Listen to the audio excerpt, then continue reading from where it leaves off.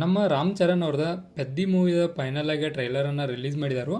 ಇದನ್ನು ನೋಡ್ಕೊಂಡು ನನಗೆ ಅನಿಸಿದ್ದು ಒಬ್ಬ ವ್ಯಕ್ತಿ ಇಷ್ಟೆಲ್ಲ ಸಾಧನೆಯನ್ನು ಹೆಂಗೆ ಮಾಡೋಕ್ಕೆ ಸಾಧ್ಯ ಅಂದ್ರೆ ನಮ್ಮ ಪೆದ್ದಿ ಅಂದ್ರೆ ನಮ್ಮ ಏನು ರಾಮ್ ಚರಣ್ ಅವ್ರದಾರಲ್ಲ, ಇವರ ಒಮ್ಮೆ ಕ್ರಿಕೆಟರ್ ಆಗಿರ್ತಾರೋ, ಆನಂತರ ಒಮ್ಮೆ ಕುಸ್ತಿಪಟು, ಆನಂತರ ಒಮ್ಮೆ ರನ್ನರ, ಈ ರೀತಿಯಾದ ಎಲ್ಲ ಒಂದು ಕ್ರೀಡೆಗಳನ್ನು ಒಂದು ಮೈ ಒಳಗೆ ತುಂಬಿಸ್ಕೊಂಡಾರ ಇವ್ರ. ಬಟ್ ಇಲ್ಲಿ ಒಂದು ಟ್ವಿಸ್ಟ್ ಐತಿ. ಇವರ ಒಂದು ಕ್ರೀಡೆಯನ್ನು ಲಾಸ್ಟಕ್ಕೆ ತಮ್ಮ ಒಂದು ಊರಿನವರಿಗೋಸ್ಕರ ಆಡಬೇಕಾಗೈತಿ. ಅದು ಭಾಳಷ್ಟು ಇಂಟರ್ನ್ಯಾಷನಲ್ ಲೆವೆಲ್ ಒಳಗೆ ಹೋಗ್ತಾನೆ ಈ ಒಂದು ಕ್ರೀಡೆಗಳನ್ನ ತೊಗೊಂಡ. ಅಂದ್ರೆ ನನಗೆ ಯಾಕೋ ಒಂಥರ ಏನು ಅನ್ನಿಸ್ತಂದ್ರೆ ಇದನ್ನ ಒಂದು ಮಾತು ಹೇಳ್ಬೇಕಂದ್ರೆ ಇದೆಲ್ಲ ಬೇಕಿತ್ತ ಅಂದ್ರೆ ಏನರ ಒಂದು ಥೀಮನ್ನು ನಾವು ಇಟ್ಕೊಂತೀವಿ. ಯಾಕಂದ್ರೆ ಒಂದು ಕುಸ್ತಿ ಅಂತಿಟ್ರೆ ಅದನ್ನು ಒಂದು ಚಲೋ ತಮಗೆ ಮುಂದುವರಿಸಿದ್ರೆ ಚಲೋ ಆಗಿರ್ತಿತ್ತು. ಬಟ್ ಅದ ಕುಸ್ತಿ ಒಳಗೆ ಕ್ರಿಕೆಟನ್ನು ತೋರಿಸ್ತಾರೋ, ಅದ ಕ್ರಿಕೆಟ್ ಒಳಗೆ ಹೋಗ್ಕಾಸ ರನ್ನಿಂಗನ್ನು ತೋರಿಸ್ತಾರೋ.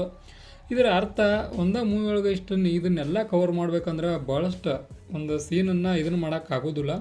3 ನಿಮಿಷದ ಟ್ರೈಲರನ್ನು ರಿಲೀಸ್ ಮಾಡ್ತಾರೋ, ಅದ ಕಾರಣಕ್ಕೆ ಎಲ್ಲವನ್ನು ತೋರಿಸ್ಬೇಕಂತೇಳಿ. ಬಟ್ ಟ್ರೈಲರು ಕವರ್ ಮಾಡ್ಬೋದು, ಮೂವಿ ಒಳಗೆ ಇದನ್ನೆಲ್ಲ ಕವರ್ ಮಾಡೋದು ಭಾಳಷ್ಟು ಕಷ್ಟ ಆಕೈತಿ.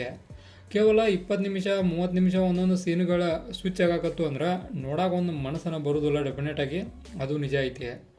ಇನ್ನು ನಮ್ಮ ರಾಮ್ ಚರಣ್ ಅವರ ಕ್ರಿಕೆಟ್ ಆ್ಯಕ್ಟಿಂಗನ್ನು ನೋಡ್ರೆ RCB ಪ್ಲೇಯರ್ಗಳನ್ನೆಲ್ಲ ತೆಗೆದು ಕಾಸ ಇವರೊಬ್ಬರನ್ನ ಹಾಕಿಬಿಡೋದು ಚಲೋ. ಏನು ಶಾರ್ಟ್ಗಳವ ಹೆಂಗೆ ಹೊಡ್ಯಾತಾರ ಅವನ್ನ, ಒಂಥರ ಮೈಂಡ್ ಬ್ಲೋಯಿಂಗ್ ಅಂತ ಹೇಳ್ಬೋದು. ಆ ಥರ ಶಾರ್ಟ್ನ ಜೀವನದಾಗ ನೋಡಿಲ್ಲ ಕ್ರಿಕೆಟ್ ಒಳಗೆ. ಅವನ್ನೆಲ್ಲ ನಾವು ಈ ಒಂದು ಪೆದ್ದಿ ಮೂವಿಯಾಗ ನೋಡ್ತೇವೆ. ಇನ್ನು ಆಲ್ರೆಡಿ ಹೇಳಿದಂಗೆ ನಾನು ಒಂದ್ರ ಬಗ್ಗೆನ ಕಾನ್ಸಂಟ್ರೇಷನ್ ಇಟ್ಟು ಕಾಸ ತೆಗೆದಿದ್ರೆ ಭಾಳಷ್ಟು ಬೆಟರ್ ಆಗಿರ್ತಿತ್ತು. ಇದು ನನಗೆ ಪರ್ಸ್ನಲಾಗಿ ಅನಿಸ್ತು. ಆನಂತರ ಜಾನ್ವಿ ಕಪೂರ್ ಅವರ ಆ್ಯಕ್ಟಿಂಗನ್ನು ನೋಡಿನಿ.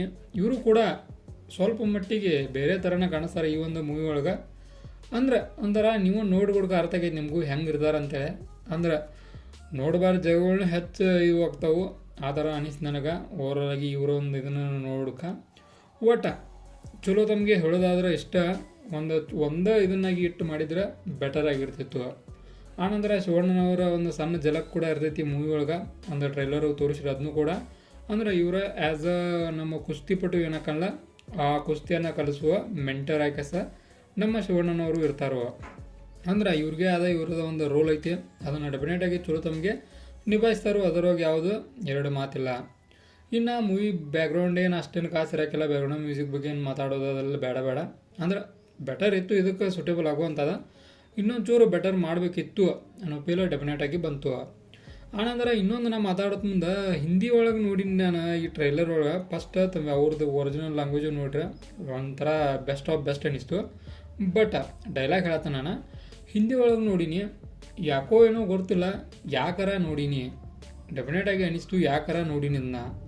ಆ ಥರ ಡೈಲಾಗ್ ಹೇಳ್ತಾರವ್ರ ಡಬ್ಬಿಂಗ್ ಆರ್ಟಿಸ್ಟ್ಗಳೇನು ಬೇರೆದವ್ರು ಇರೋಕ್ಕಿಲ್ಲ. ಆಮೇಲೆ ಡೆಫಿನೆಟಾಗಿ ಇದು ಕೂಡ ನನಗೆ ಅನ್ನಿಸ್ತು.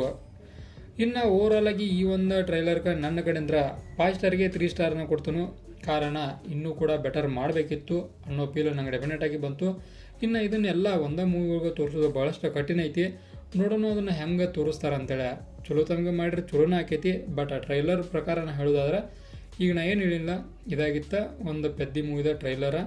ಇದೇ ಥರ ನಿಮ್ಗೆ ಇನ್ಫಾರ್ಮೇಟಿವ್ ವಿಡಿಯೋಗಳು ಬೇಕಾದ್ರೆ ಚಾನಲ್ ಸಬ್ಸ್ಕ್ರೈಬ್ ಮಾಡ್ಕೊರಿ. ವಿಡಿಯೋ ಇನ್ಫಾರ್ಮೇಟಿವ್ ಮಾತ್ರ ಲೈಕ್ ಕೊಟ್ಟು ಹೋಗ್ರಿ.